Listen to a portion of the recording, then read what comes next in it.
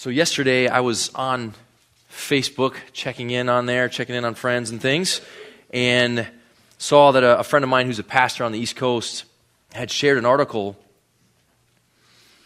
about what came out recently regarding the comedian, actor Louis C.K. Some of you may know him, some of you may not.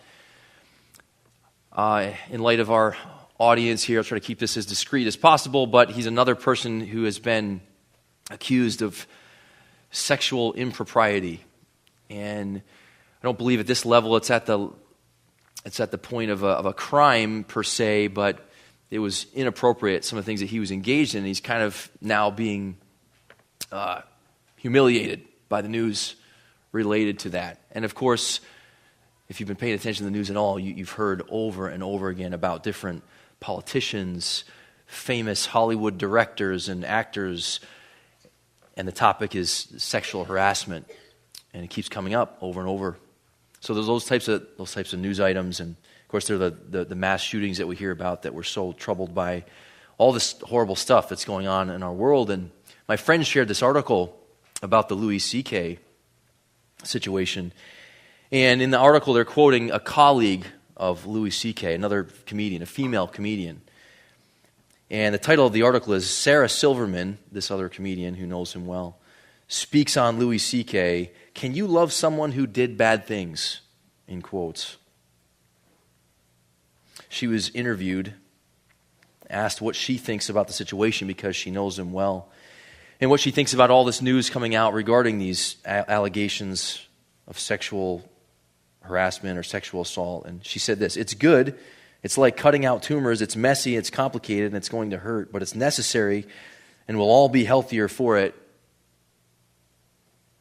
She said, "Some of our heroes will be taken down, and we will discover bad things about people we like, or in some cases, people we love." She says, "I love Louis, but he did these things. Both of those statements are true. So I just keep asking myself, can you love someone who did bad things? Can you still love them? I can mull that over later. Certainly because the only people that matter right now are the victims. They are victims.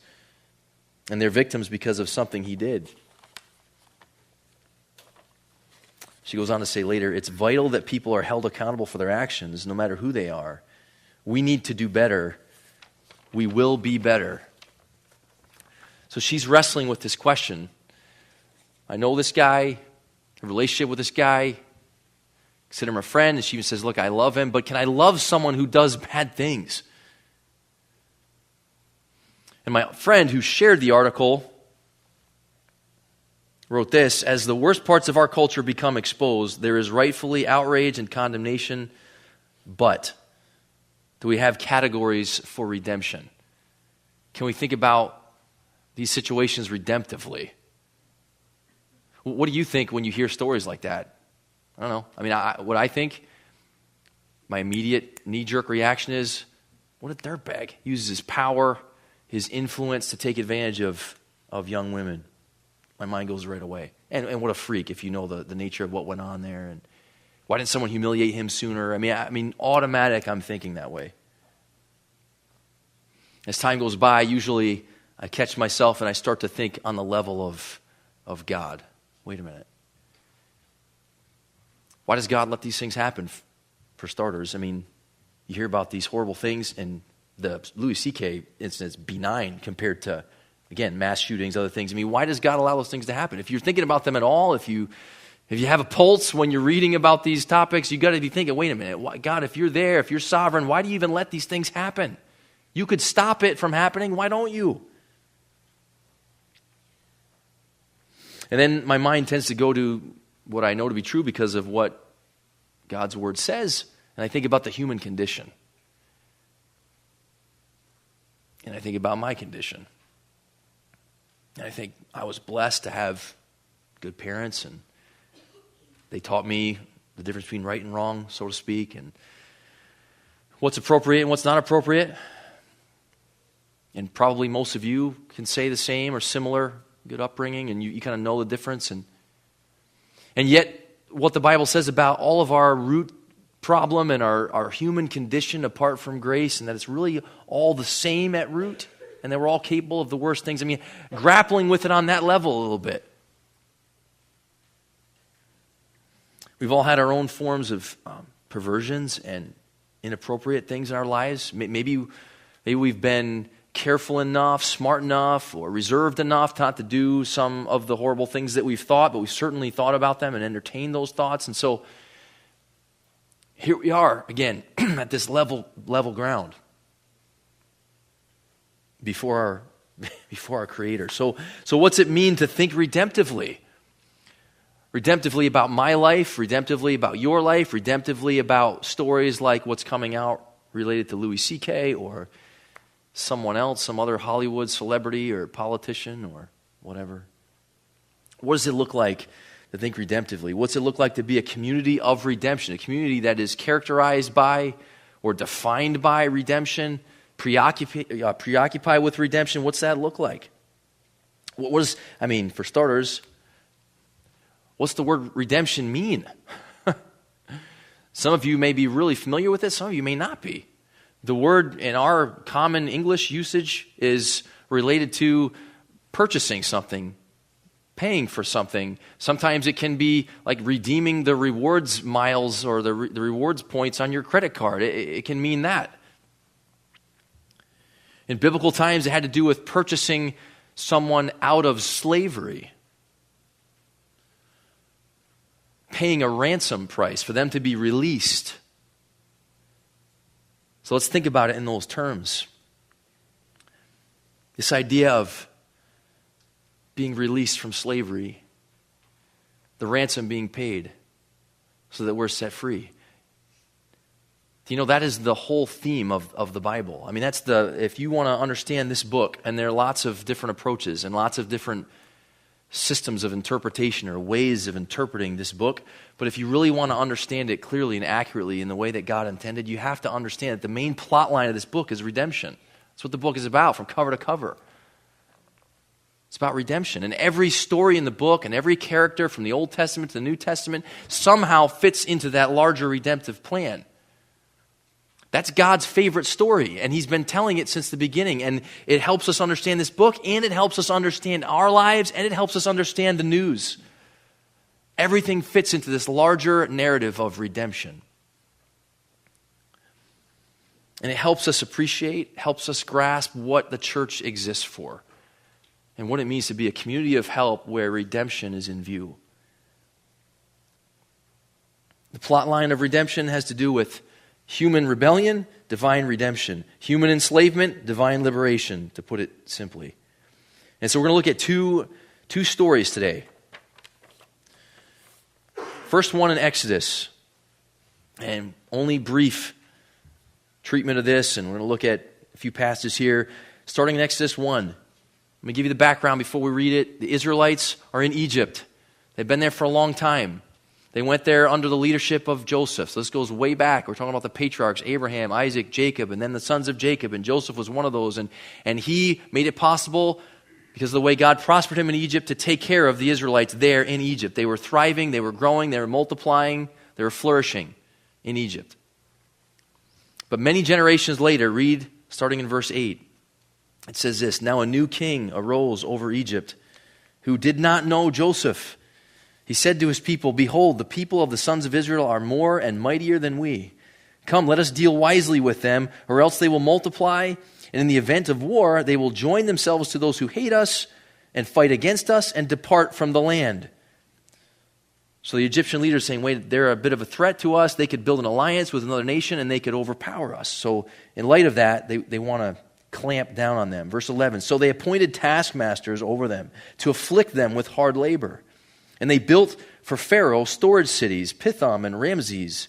But the more they afflicted them, the more they multiplied and the more they spread out, so that they were the dread of the sons of Israel."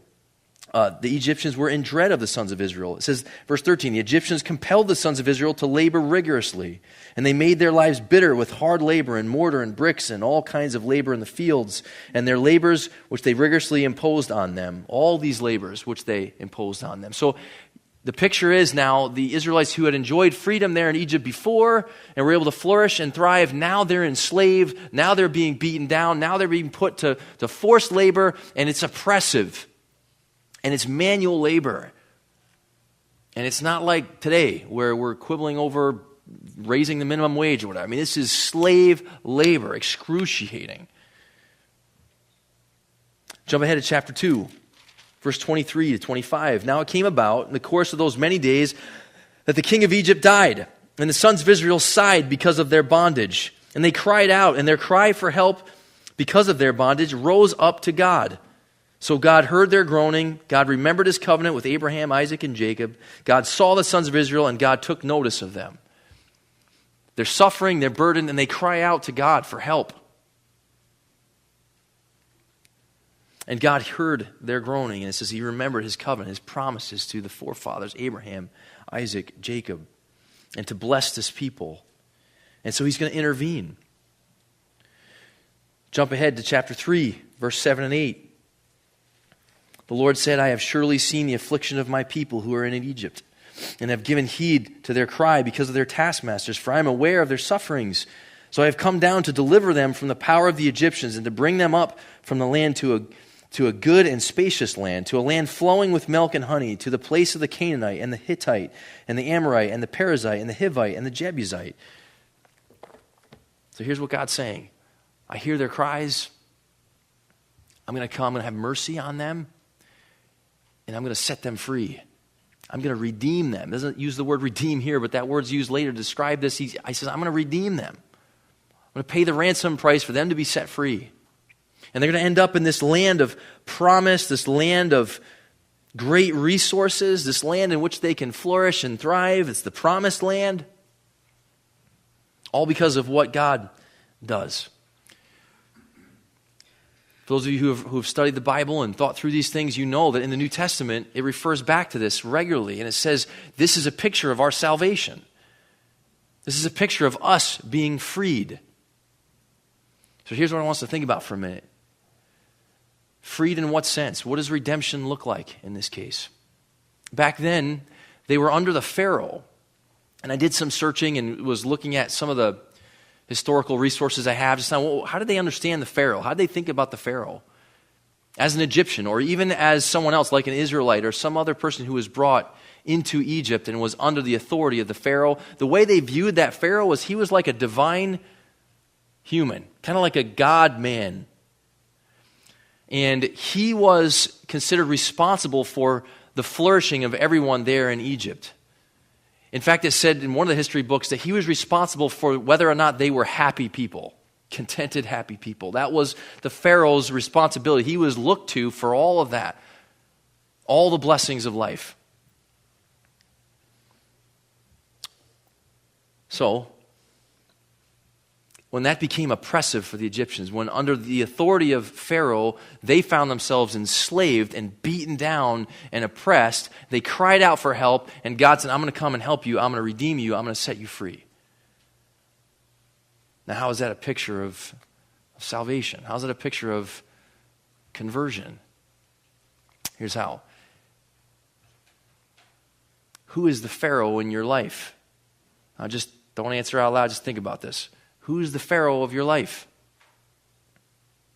It'd be easy to say, that's my boss, or it's my husband, it's my wife, it's so-and-so. In reality, you are the Pharaoh of your life. In a very real sense, you look to yourself for happiness, getting what it is you think you have to have, or how much of it you think you have to have. When it comes to your ability to flourish and to have just a sense of general wellness, there's certain things in your mind that you want to line up in order for that to be the case. For those of you who are in Sunday school this morning, we talked about it in there, in the small K kingdom. And we're kind of building off of what my friend Donald taught in there last week. And if you didn't see that, I encourage you to go on YouTube and watch it. But did a great job of illustrating the difference between the kingdom of self and the kingdom of God, and kind of how the two are in conflict, and how God is purposefully suppressing the kingdom of self And yet he's doing so lovingly to set people free.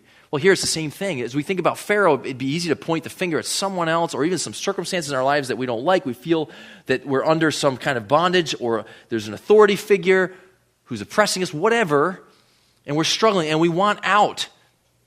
But the way the New Testament describes this is it makes it very clear that the real threat to you is you. It's that part of you that thinks I should be in charge. I should determine for myself what's important or not, what's priority or not. And all these aspects of our little kingdoms, our little personal Egypt, where I have, what does it mean to have well-being in Egypt? And it has to do with my family and what I want for my kids. Even right down to how I want them to perform on the basketball court I was talking about earlier. It has to do with my finances, my material things, has to do with my health, has to do with my body, has to do with my looks, has to do with all sorts of things in my life, just like yours. All those priorities and preoccupations that are part of my kingdom. And for my little Egypt to be in balance, these things kind of have to be a certain way. And in seasons of our lives, that may not be oppressive. Things may be working out somewhat. There may be some kind of balance in my little universe for a little while. But inevitably, things go wrong. Things are shifted. Things are adjusted. Things aren't what I want them to be. And I find myself feeling all the feelings of slavery. You know what they are? Back in Egypt, the Israelites, it's like physical exhaustion. They're worn out. They're frustrated. They resented the leader. They resented their foreman. They resented the people who were working next to them. I mean, it spilled out in all these ways. How does it spill out in my life? Basically the same. Exhausted in my mind because of constantly wrangling over these things, constantly at odds with other people or trying to wrestle for what I want. Can be exhaustion in that sense, can be frustration, can be anger, can be fear because I'm afraid something that's important to me is going to be taken away from me. Even down to something like my reputation or how people view me could be threatened. And while it is natural and default mode for us to operate that way, and while in some sense we have to all kind of take charge of our lives to a degree and set goals for ourselves and accomplish things, while that's the case, there are two things going on there. One is you being a creature, given certain resources, responsibilities, and abilities, and you're living with them, and that's a gift from God to you. The other is the demand that takes place simultaneously, where it must be this way. And I've got to get other people to see it my way and play along in my way. And that, pretty quickly, if we're in touch with ourselves, becomes misery, becomes enslavement, becomes chains to me and to you. And so here's what conversion is. Conversion is not just some generic, I didn't have God in my life before, I think I want God in my life. Or even, I've done a couple things, I've done some things wrong, I have some shame and some embarrassment over those things, and I want to kind of make it right. I want to redeem myself. We hear that a lot. In fact, you already hear about people saying, how is Louis C.K. going to redeem himself? You hear that type of language. Conversion is not about me just kind of redeem myself or say, I'm going to involve God, I'm going to involve Jesus in my life. I'm going to even say, I'm going to pray a prayer. I'm going to say, Jesus, I've been a sinner and you saved me. I mean, in essence, the way we are understanding conversion here at our church, and we talk about it all the time, is it is seeing that my biggest problem is the Pharaoh within, the king within, and I've been at odds with the true king, the real king, the gracious, generous, merciful king. And when I feel the chains around my soul and my heart, it's indicative of the fact that I'm still at odds with him. I talked about it last week. We're at war with God. And I know that's strong language. And I know in one level it's like, it just doesn't seem to be the case. It's because I don't like the fact that it's raining or the traffic's heavy. It doesn't mean I'm at odds with. If he's in control of everything, it has to do with that at a very deep level. It's me saying, if I were sovereign, this would be different. The Bible describes that in countless ways as slavery, as bondage. Bondage in your life, bondage in my life.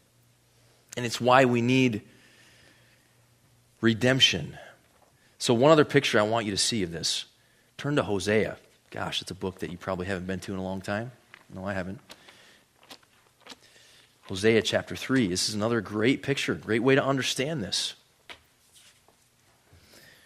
And as usual, let me give you a little bit of background here so you understand what's being said in context. Hosea is a prophet of God who's told by God, listen to this, he's told by God to marry a prostitute, to marry a harlot, in order to illustrate the nature of God's relationship with his people. The harlot, of course, representing his people, and Hosea representing God in the analogy. Okay? Hosea honors God's request, marries a harlot named Gomer, and she bears several children. So they have a little family started up. Well, later in their marriage, apparently, Gomer left Hosea and went back to prostituting herself, basically engaging in adultery and fornication of all kinds. And it led her into poverty, and she found herself enslaved. And enslavement likely involved multiple dimensions, including a sexual dimension to that. Found herself enslaved again. And in chapter 3, God is telling Hosea, listen, he's telling Hosea, I want you to go and I want you to purchase Gomer because she's back on the auction block. She's being auctioned as a slave. Remember the story. She had walked out on him. She had abandoned the kids and all that, the nice little home that they were established for themselves. She had already had a past of prostitution. Now she's back in that filthiness. And she's on the auction block. And God says to Hosea, go buy her back. Chapter 3, verse 1. The Lord said to me, go again, love a woman who is loved by her husband, yet an adulteress. Even as the Lord loves the sons of Israel, though they turn to other gods and love raisin cakes, which is just kind of funny. Saying even food is more important than me, God says. Which rings true in our lives too often, I'm sorry to say. So I bought her for myself for 15 shekels of silver, which was basically the price of a common slave in those days. I bought her for myself for 15 shekels of silver and a homer and a half of barley. Then I said to her, you shall stay with me for many days. You shall not play the harlot, nor shall you have a man. So I will also be toward you. In other words, I'm going to have relations with you again. You're going to be with me under my care. Verse 4, for the sons of Israel will remain for many days without king or prince, without sacrifice or sacred pillar, and without ephod or household idols. Afterward, the sons of Israel will return and seek the Lord their God and David their king, and they will come trembling to the Lord and to his goodness in the last days. So what's the picture here? What's the parallel here? God tells Hosea, you go and you buy her back. Go and redeem her and set her free from slavery. I mean, picture her standing. She's on the auction block. She's standing there. She's probably filthy, tattered, humiliated. She's ashamed. And she's there and everyone's staring. And then again, the bidding is going on. And Hosea walks up and says, I'll take her, and buys her back. Despite the betrayal. And God says, this is a picture of my relationship with my people. I'm their faithful caretaker, provider, protector. And they're constantly enamored with other gods and other things, material things. And they're chasing. And yet I go after them. And in one sense, he's once for all purchased us and redeemed us. In another sense, he's still kind of redeeming us on a daily basis from the enslavement and the misery. And it's a picture of that. And he says, the sons of Israel will return, seek the Lord their God, and David their king. It's saying, hey, they will see their need for a king. And who does King David represent? Who is the true and greater David but Jesus Christ, the actual king of the universe and king of our lives? And he's saying, I'm doing all this to draw people to King Jesus. So let's pause here for a minute. Let's let this soak in. I know most of you in here pretty well. Some of you I don't know that well. But there's no mystery. I know in your life, just like mine, there are aspects of it in your little sphere, your little Egypt, your little kingdom. There are things that aren't quite exactly the way you want them to be. And there may be someone in your life, people close to you, who are threatening and tampering with things and making things difficult. And I know you wrestle with that. I know you're enslaved to your frustration and your anger and your hurt and your bitterness and you're this and you're that. I know that. It's just part of life down here. It's the same with me. What this is telling us, what these pictures tell us, is that there's a God who's over all that, sovereignly orchestrating all that, who cares deeply about that, and who is perpetually committed to redeeming his people, setting us free. From who? From what? From us. Primarily from us. To the point where we can see the details of our lives as under his care, what he's provided.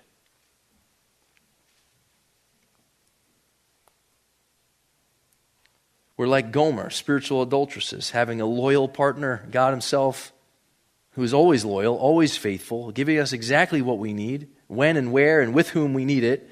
Meanwhile, we tend to play the harlot, don't we, with what we treasure, getting ourselves into trouble, with our own insatiable, enslaving desires.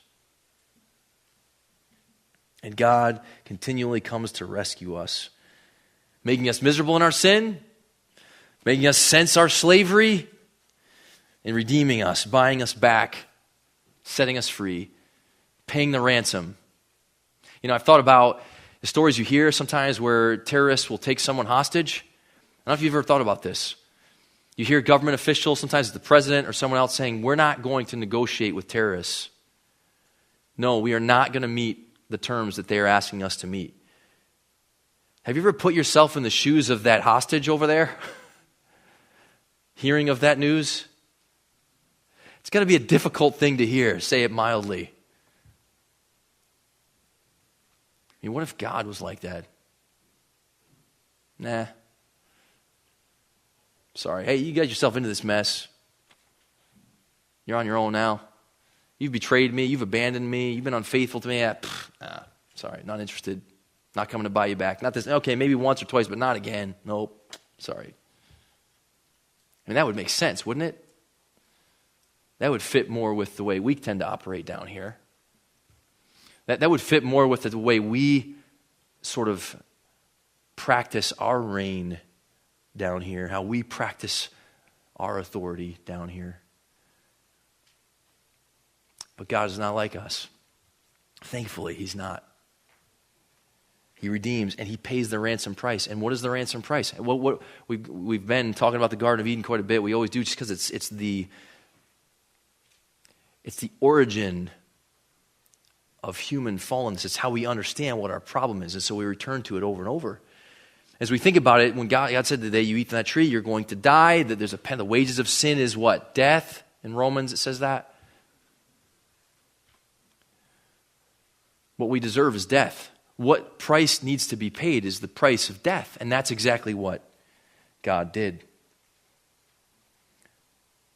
Just read 1 Peter 1, 18 and 19. You were not redeemed with perishable things like silver or gold from your futile way of life inherited from your forefathers, but with precious blood as of a lamb, unblemished and spotless, the blood of Christ. He was put to death. He took what we deserve so that we could be set free from our slavery. So a question. We started with this. We'll come back around to this. Can you love someone who does bad things? Something we should wrestle with. I mean, is that question significant to you? Resonate with you? I mean, wait a minute. Because I got news for you. Every relationship you're in, spouse, kids, neighbors, coworkers, they do quote unquote bad things. How do we live in a mindset of redemption? It starts first and foremost with, how has God treated me? What has he done for me? When I was on the auction block, he came and purchased me. He paid the price of death so that I would be set free. Free from what? Free from who? Free from me. Free from my own false sense of authority, my own false sense of royalty. Free to see him as the true authority, the true king and provider of my life. So then when we think about all those little aspects of my sphere, my kingdom, my little Egypt, that he gets to be in charge ultimately of what is there and what isn't, what I have and don't have, what my life looks like and doesn't look like. And as we said in Sunday school this morning, in some way, that is like a little release valve of just, just letting me rest, if only briefly. But over and over throughout our lives, this is what God is teaching us. And so, as we think about a community of redemption, it looks like this. It looks like being more and more familiar with and amazed by the redemptive storyline of God in His Word, what we see here. And it looks like being more aware of it and even catching ourselves in how we tend to think about the news items that we see on the internet or we hear on the news or whatever. And it looks like being more and more enthralled with what is God doing in each life in this building right now, or the ones who are part of this church in general. Because every single life, this is God's favorite story. How many movies, you could probably tell me if we're talking about some of your favorite movies, and there's like this redemptive plot line in the movie. Think about it. Humans, there's something attractive and valuable about that. And I would say it all goes back to the fact that we were made in God's image for God, and we appreciate this sacrificial love when someone loves and restores a person who has gone wrong. Gives us all a lot to think about. And we have countless opportunities throughout the day to think about it. The other day, Jocelyn, close with this funny kid story. She comes home from school and said she's all upset, she's crying, and that happens often. So she's upset. She's saying, kids at school were talking about Santa Claus and the naughty or nice thing, and she's kind of saying, I think I'm on the naughty list. And she's very concerned about that. And then I could see the wheels are going in her head, and she's like, but maybe you're only on that list if you fight every day. Maybe if you don't fight every day, maybe then you could be on the good list. I said, Jocelyn, good news. God's way better than Santa Claus, and the bad news is you kind of do fight every day if my records are accurate. But God is forgiving and gracious, and Jesus came and lived for us and died for us so that we could have this clear record. So He says, you're righteous, you're good, you're on the good list forever because of what's been done for you. And I said, and God kind of has a connection with your parents, so I think you're going to be okay.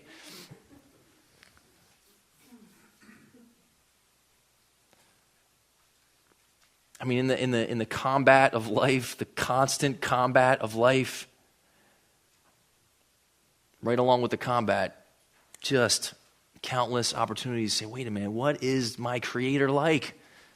How's He view me? How's He treat me? And then let that shape how we understand, again, every aspect of our lives and every relationship, family, church, you name it.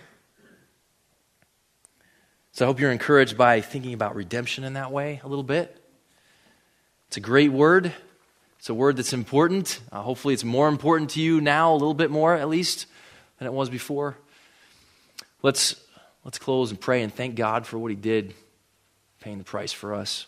God, thank You for our time here at church this morning, from Sunday school to this message.